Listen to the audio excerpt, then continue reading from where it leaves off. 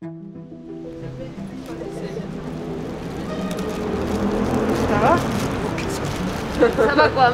On va faire un tour là-bas ou... Oui, comme vous voulez. Hein? Après la casquette. Il ne faudrait pas que la casquette touche. Non, Là. non, je sais bien. Ça va? La raison d'être d'infirmier de rue, c'est de reloger les personnes sans abri. Voici mon nom. Pour leur redonner un accès à la santé, au bien-être et du coup aussi une estime d'eux-mêmes et la possibilité d'avoir des projets futurs. Mais c'est chouette que vous fassiez du vélo là et qu'on va se faire une sortie à la mer et on ira faire du quick taxi. Ouais, quand il fera beau. Hein. Voilà. Le logement, c'est un moteur de bien-être, mais c'est aussi un traitement à la santé. Ici, on se trouve dans mon nouvel appartement. Alors concrètement, comment ça se passe? On est une équipe d'une 40aine de personnes pour le moment. Il y a 3 équipes de terrain. L'équipe rue, l'équipe logement et l'équipe MyWay. L'équipe rue va vraiment travailler sur l'hygiène et la revalorisation de la personne et l'estime de soi pour la motiver à reprendre soin d'elle et l'aider à susciter le changement et l'envie d'un logement. Et puis après, il y a l'équipe logement qui va faire principalement un suivi de type Housing First pour l'aider à réapprendre à vivre dans un logement, à recréer de nouvelles habitudes et à reprendre soin d'elle.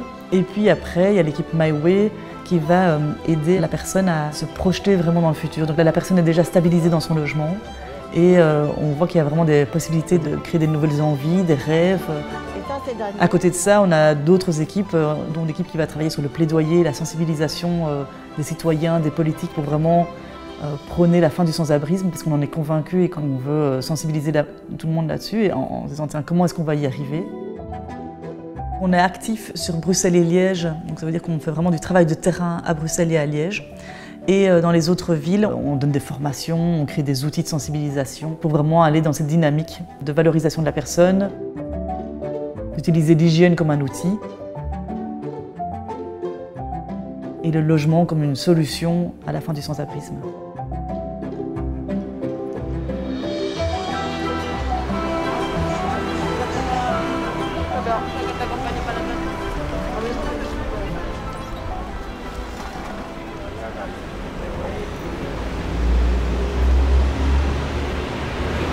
Vous avez mangé ce matin quelque chose?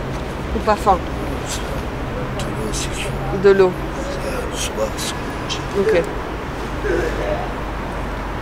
Et vous mangez un peu plus pour le moment? Vous mangez normalement le matin? Non.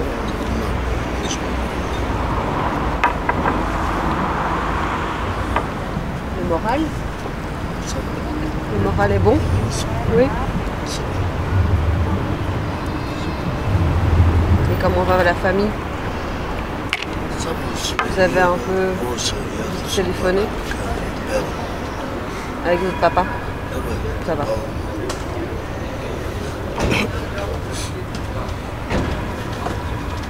Et votre maman? Ça va? D'accord. Tant mieux. C'est une bonne nouvelle. Ok. Et ici, vous avez encore mal? On a rendez-vous chez le médecin en août.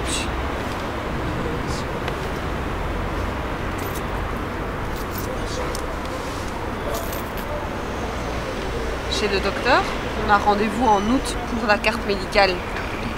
Mais si vous voulez, on peut aussi essayer de voir le médecin avant pour reprendre aussi un petit peu le suivi. À la maison médicale, ouais. C'est à vous de voir. Pour le moment, vous prenez des médicaments ou plus du tout? C'est fini les médicaments. Ce que fait l'équipe rue, c'est vraiment être une première accroche avec les personnes qui se trouvent en rue, qu'on nous a préalablement signalées. Donc il y a essentiellement des infirmières qui sont dans l'équipe rue, on a également 2 assistants sociaux. Et donc c'est vraiment créer un contact avec la personne, voir où en est sa situation globalement au niveau médical, au niveau social, et voir ce qu'on peut faire avec elle, la raccrocher au système de soins de santé, la raccrocher aux instances sociales pour qu'elle retrouve ses droits et qu'elle puisse se réinsérer dans la société. Ok, donc je suis la collègue de Sarah et faudrait l'expliquer à monsieur que d'abord son avocat qui s'occupe de son dossier pour être régularisé va changer. Ah, merci. Allô, oui. Se préoccuper de l'humain, c'est tout le sens de notre travail ici. Souvent, la société réduit les personnes sans abri à une situation mais qui est presque évidente et qui ne doit pas être mise en question. Voilà, la personne est à la rue, c'est probablement son choix et puis il n'y a rien forcément à faire. Nous, justement, on veut d'abord reconnecter la personne à sa propre humanité, qu'elle se sente être un être humain, une personne, et nous, on va à la rencontre de ça, de qui elle est en tant qu'humain. Et pour nous, c'est ça qui est fondamental, c'est se poser et rencontrer les personnes qu'elles sont derrière ce statut de sans-abri. Ok, allez. Ben, on va y aller, nous, doucement. Ok, ça va. Vous voulez qu'on vous accompagne là-bas ou... Ouais. Il y a encore un peu de café, non? Okay. Les qualités pour être infirmier de rue, je pense que c'est être assez optimiste de base, c'est croire en quelque chose, c'est être très patient. On est confronté à des situations vraiment compliquées. Les gens sont dans leur propre temporalité, et certains ont besoin vraiment de beaucoup de temps avant de se mettre vraiment en mouvement. Voilà, soyez attentifs aux symptômes, à la température, tout, des choses comme ça. Non, voilà. Mais je pense qu'une semaine après, si vous êtes encore bien, ça... Ouais, c'est ça, mais j'ai pas pris la méthadone depuis 4 jours. Donc je suis un peu malade. Okay. Ouais, c'est ça. Hein. Vous allez voir ça avec David après. Écoute, ce que je vais faire, je vais chercher des bières. Bon, désolé, j'ai un problème avec l'alcool. Voilà. Désolé, pourquoi? Parce que c'est quand même un problème. C'est un fou qu'il faut vous dire ça. Hein, vous n'avez pas à être désolé en fait. C'est se dire, on tourne le doigt à personne, on tend les bras justement à des personnes qui sont de première vue exclues de la société et on voit comment justement on peut leur faire retrouver une place dans la société. Salut Vivi, ça va? Bonjour Louise. Bonjour Louise.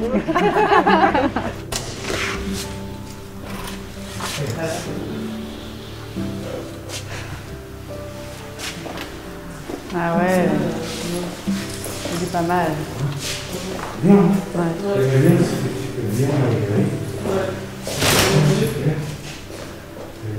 J'ai compté déjà, il y a 16 prises. Je peux mettre 16 télévisions. Ça c'est super sympathique. Et puis excellent, quoi. Superbe cuisine. J'ai un autre. Vu que je suis cuisinier à la base, c'est magnifique pour moi. J'ai déjà mis les barres. Petit genou.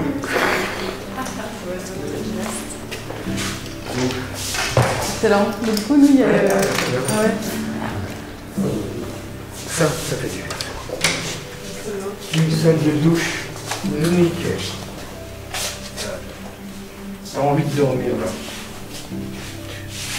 Pour plier tes serviettes, pour plier tout le travail. Le pôle logement, c'est donc une équipe qui intervient en fait au domicile des personnes sans-abri qui viennent d'être relogées pour s'assurer qu'ils acquièrent une certaine stabilité en logement et pour éviter une rechute en rue.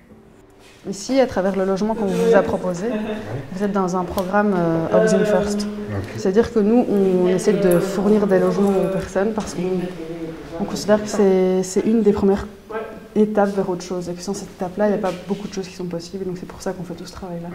Okay. Mais donc il y a plusieurs choses. Ouais, il y a un suivi. Exactement. Du coup, nous, on va vous suivre dans dans tous les domaines que vous souhaitez. C'est vous qui allez les décider, en fait. C'est pas nous qui allons venir avec des idées. Non, il sera toujours vous au centre de toutes les démarches. Oui, j'ai des idées. Tu t'inquiètes pas. Je ne m'inquiète pas du tout. Voilà, et donc ça veut dire qu'on va passer aussi vous voir de manière plus ou moins régulière. Parfois, avec certaines personnes, c'est une fois par semaine ou une fois toutes les 2 semaines. Voilà, c'est une manière aussi de venir vous voir parce que vous nous intéressez, qu'on a envie de savoir comment vous allez et aussi d'être là pour veiller à votre bien-être d'une certaine manière, au cas où vous en avez envie. Oui, bien sûr. C'est important d'être très présent au début de l'installation en logement et de mettre le plus possible d'acteurs autour de la personne. C'est pour ça qu'on a pas mal de suivis qui sont en collaboration avec d'autres acteurs du social et c'est souvent très bénéfique d'être complémentaire en fait sur le suivi des patients, quoi. On a des patients qui ont dormi 1 ou 2 nuits dans leur logement et qui n'ont plus jamais redormi dans leur logement parce qu'elles se sentent perdues entre ces 4 murs et qu'elles préféraient le système D de la rue et elles ont comme des angoisses de ruine. En fait, finalement, comment elles réussissent leur vie de sans-abri, mais en fait, est-ce qu'elles vont réussir leur vie en logement ?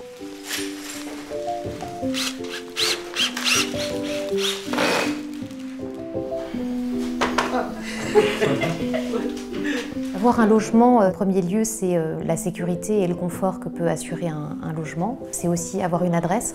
Pour les personnes qui sont dans le réseau de la personne, c'est pouvoir le trouver à l'endroit où il est domicilié, pour l'accompagner à un rendez-vous médical, pour pouvoir faire des démarches administratives qui vont faire que sa situation va s'améliorer. Eh bien, écoutez, je me sens presque chez moi. C'est tout nouveau. J'attends ça depuis presque 9 ans. Et j'ai mon kit de démarrage complet. J'ai mon lit qui m'attend. Mon bureau pour mes prochaines activités. Je pense que les personnes, quand elles sont en rue, ne s'autorisent pas à avoir des projets puisqu'elles sont dans une forme de survie. Et avoir un logement pour la personne, c'est peut-être aussi se poser pour faire un peu le point sur ce qui lui tient à cœur. Avoir des projets à nouveau, des passions qu'elles ont pu avoir quand elles étaient plus jeunes. Jim. Photo. On pourrait la mettre dans un petit cadre si vous voulez. Ah ouais, bien sûr.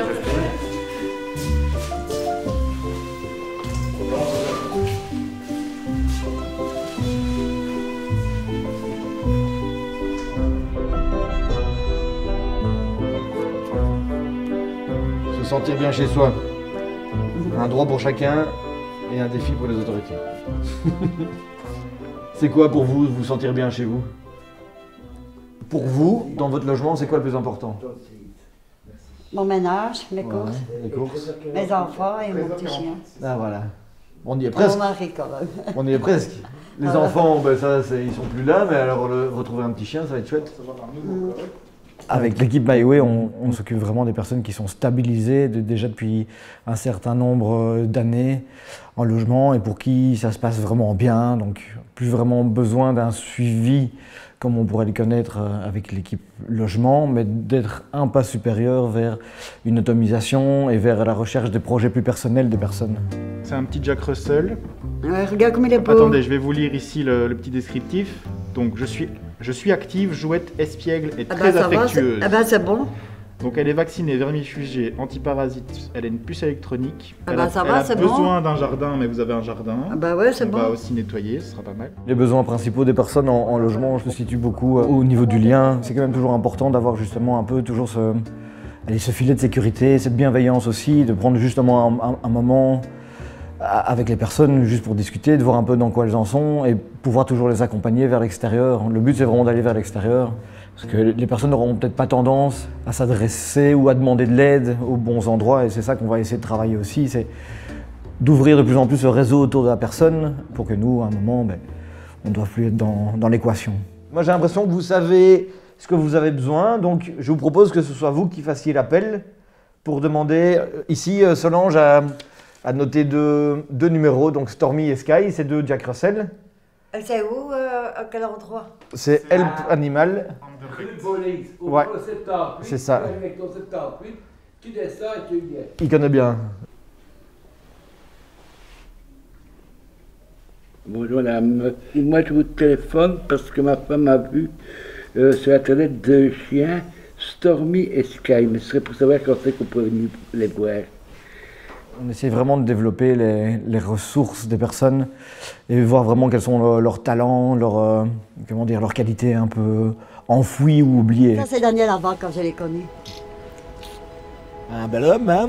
Il a changé, hein? Pour que la personnalité de la personne, par rapport à ses richesses, puisse éclore un peu plus et un peu plus loin et se concrétiser justement dans leur projet. Bon, ils sont où les canards? Ils vont nous montrer? Faut voir s'ils ont parlé plus tard. On a trouvé nos maisons, regarde là. On travaille avec la motivation des personnes, et donc comme on dit, on ne peut pas motiver une personne, mais on peut donner l'envie de le motiver en mettant justement la lumière sur ce qu'ils font bien et ce qu'ils ont oublié, qu'ils faisaient bien et que parfois ils n'arrivent plus à voir.